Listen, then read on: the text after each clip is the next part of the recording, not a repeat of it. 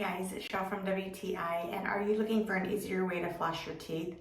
Well, I love these handheld, they're kind of the length of a toothbrush. They're Listerine Flossers, and I have used these for years, and they make it so much easier to floss.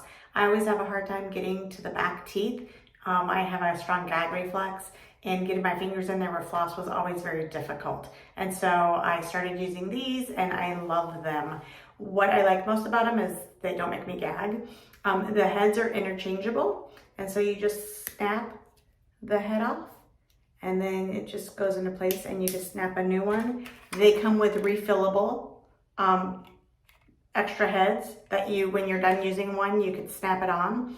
I like the fact that the floss is actually a good quality floss. So if you have some tight areas or tight contacts, this actually will go through them. I mean, it's really easy. As you see there, not that you want to see me floss, but I like it that I could get all the way in the back, and it's super easy to get in between your teeth.